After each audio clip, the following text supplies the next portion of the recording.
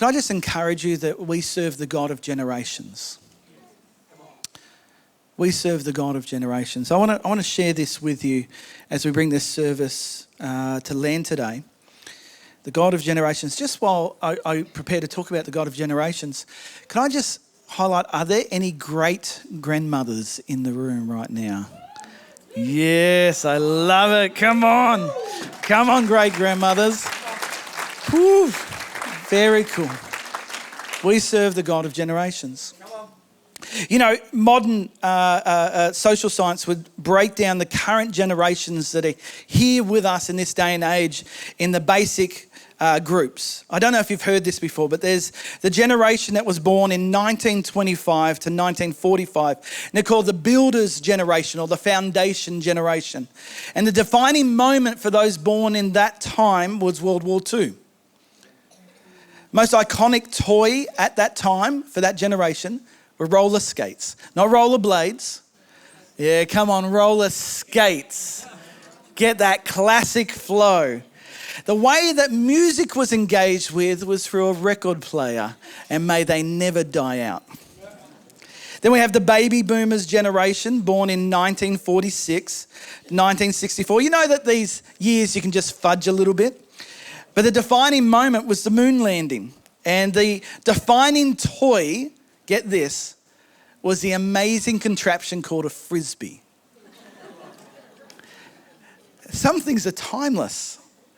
And the way that music started to get engaged with was with the audio cassette. Gen X is the next generation. So you've got the builders, the baby boomers. Gen X is born from 1965 to 1979. And the defining moment was the stock market crash of 1987. Big money in the 80s. The Rubik's Cube was the defining toy of that age. Now, may that come back into fashion. We need more Rubik's Cubes around. And the Sony Walkman revolutionized music. Come on, who had a Sony Walkman? Come on, you, oh, look at that. So we've got rollerblades, frisbees, and Sony Walkmans. This sounds like the best party I've ever been to. Gen Y, the millennials, 1980 to 1994. The defining moment is September 11. The most iconic toy was a BMX bike. Come on, I loved my orange and black BMX bike that I crashed into everything and then it hit the electric fence and electrocuted me. And then, it's funny, but it's true. And then the way that music started to get engaged with was this little pocket device that stored MP3s called an iPod. And for a season of life, before there were other subscription services, us millennials stole our music off the internet like there was no tomorrow. I remember losing the capacity to go into a CD shop and buy CDs when I knew that if I just spent 4 hours downloading it on my dial-up internet, I could get any album I wanted. Those poor music professionals that lost all their income. We have the foundation generation, the baby boomers, Gen X, Gen Y, Gen Z. I don't like saying that, Gen Z. 1995 to 2009, the defining moment was the global financial crisis of 2008. Folding scooters are the iconic toys. Man, come on, Laura. Come on, remember that? Yes, folding scooters. You can just put that thing on your back and carry it anywhere. Nobody did that. And then Spotify came on as a way of responding to all the stolen music. Thank you, millennials. And then now we've got Gen Alpha, they're calling this current generation, 2010 to 2024.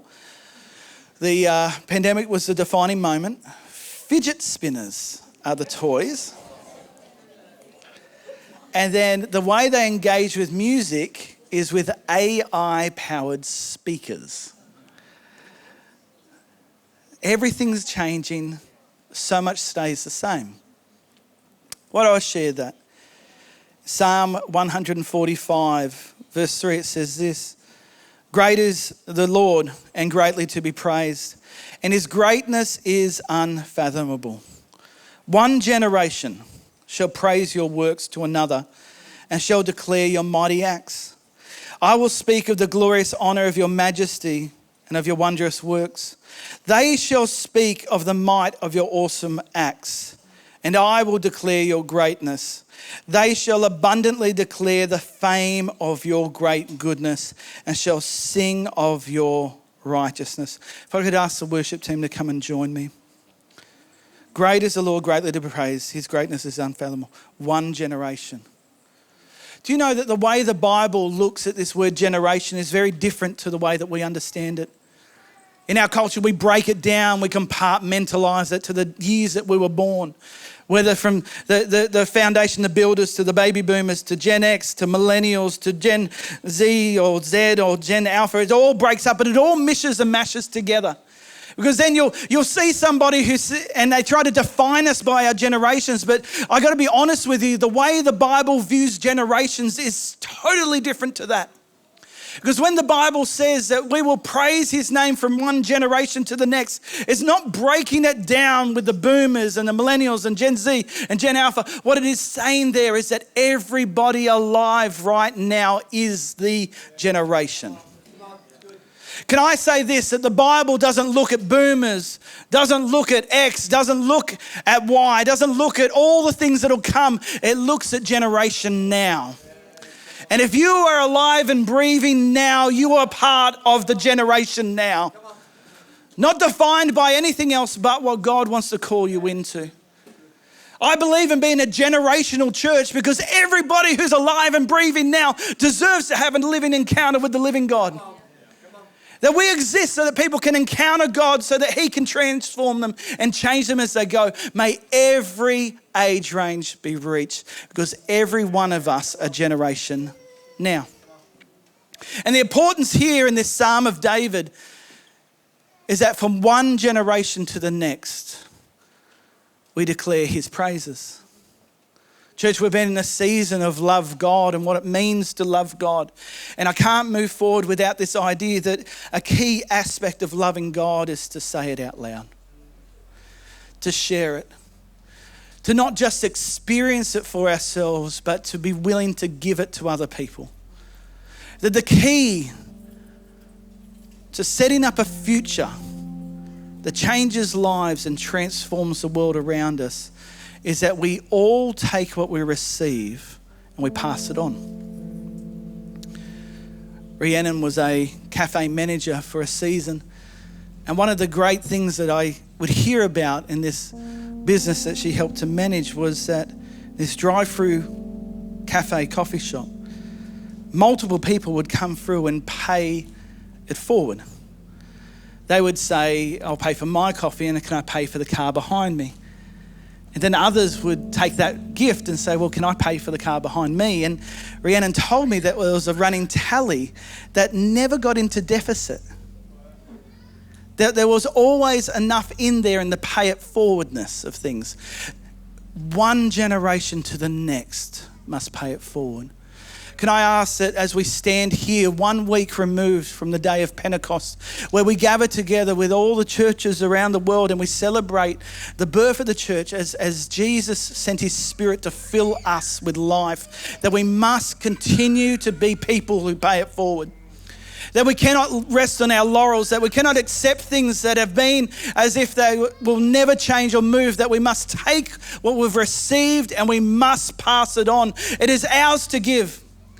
You are part of generation now. The responsibility rests on us. We're here now, ready and able, and may we take what God has for us, but may we give it all the more. That God has decided this time in history and even this place for you to live and be, and he would not call you to anything that he would not give you the capacity to grow through.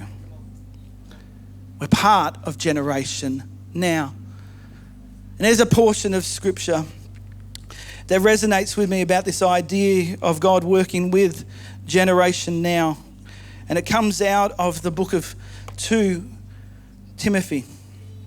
And I want to land with this thought, and then we want to open the altar and pray on this Mother's Day. It says in 2 Timothy 1, verse 3 to 5, the Apostle Paul, writing to a young leader pioneering and extending the church in a city called Ephesus. Writing to the young leader says this: I thank God who I serve as my ancestors did. Somebody paid it forward. With a clear conscience, as night and day, I constantly remember you in my prayers. Recalling your tears, I long to see you, so I may be filled with joy. The Apostle Paul had sent out a young up-and-coming leader under his care named Timothy to take on and lead a church. And I love that idea that we're meant to empower and release. We're meant to empower and equip. We're meant to empower and see people grow. That the purpose of the generational work that we have is that we take what we've received and we pass it on. That the great Apostle Paul, who wrote much of the New Testament, is one who is sending and empowering people to live out their divine destiny. And I got to encourage you, you must choose to live it today in a world of compromise, in a world of pulling back, in a world of pressure, that as you stand in what God has called you to be, that you take ground for the kingdom in all that you are. You are part of generation now. And so Paul, writing to Timothy, this young leader, says this in verse 5. I'm reminded of your sincere faith, which first lived in your grandmother, Lois, and in your mother, Eunice, and I am persuaded now lives in you also. So we serve the God of generations. The key is to be willing to say it and share it, the willingness to take what we receive and give it. And in this, Timothy's future was not set up simply because Paul identified him and sent him, but he had a grandmother of faith. And the grandmother of faith resulted in a mother of faith. And the mother of faith resulted in Timothy of faith. And Paul writes here, I'm persuaded of a faith that lives in you. Faith is not meant to be something that we simply follow. It's meant to be something that we live. We're called to live the journey together. We're called to live it out. See, we're called to say it and share it, but we're called to live it in all that we are and all that we're called to be. That the way of living it actually proves the reality of it. Is this real with the way that I respond and the way that I act? Is this real in the midst of all the pressure and all the points and all the things that would cause me to step back or be pulled back? Will I simply live it here and now and allow God to flow in and through me? So we don't live it alone. We bring it to bear. We pass it on. We take what we receive and we let it flow. And so Paul, writing this to Timothy, of a faith that was passed down from his grandmother Lois. You know, that word Lois means agreeable. And his mother Eunice, we need some more Eunices around. His mother's name means good victory. What a thing to pass on to your son. To live life out of victory. See, we need a revolution in the house of God of spiritual mums and spiritual dads, of spiritual aunties and spiritual uncles, of spiritual brothers and spiritual sisters who will be so compelled to share the grace of God that they can't shut up about it.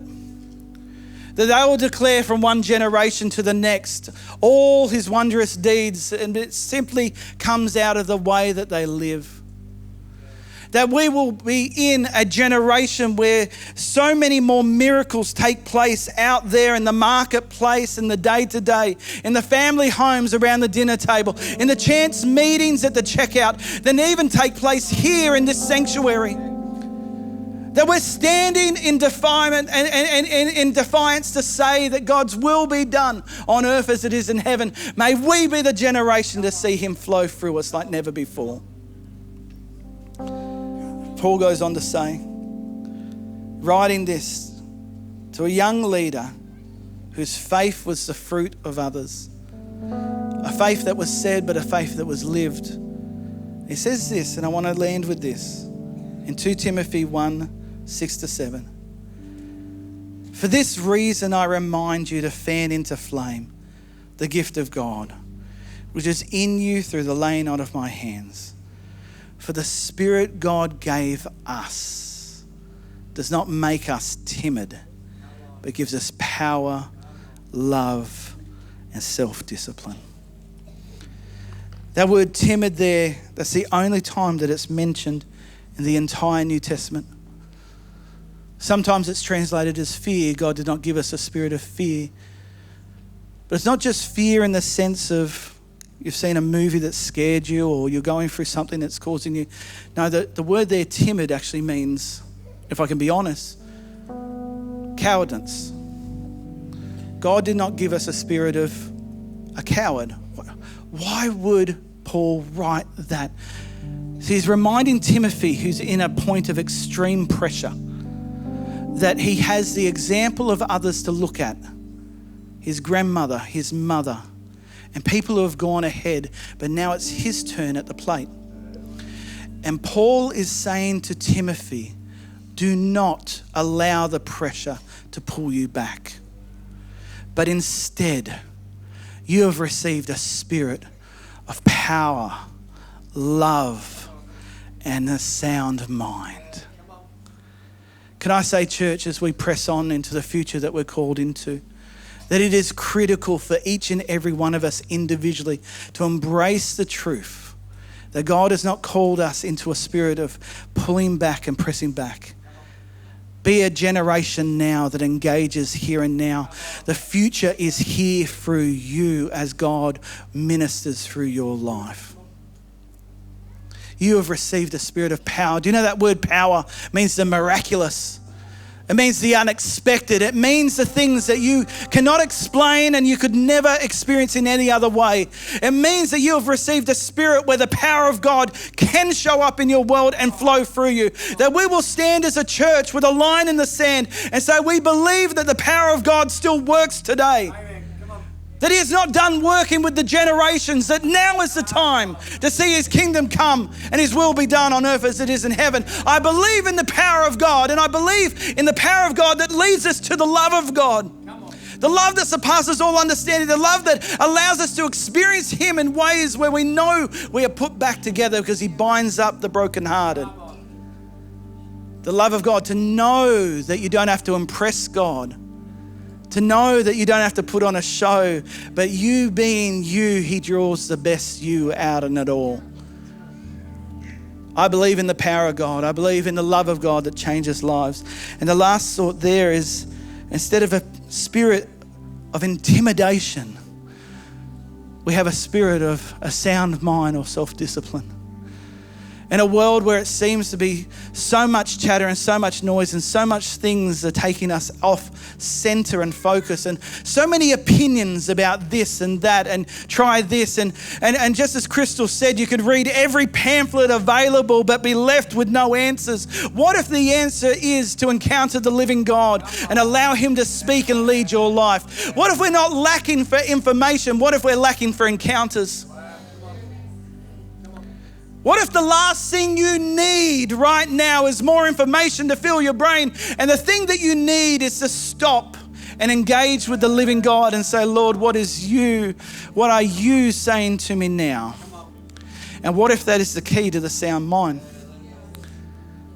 What if that's the key? What if it's as simple and as difficult as that?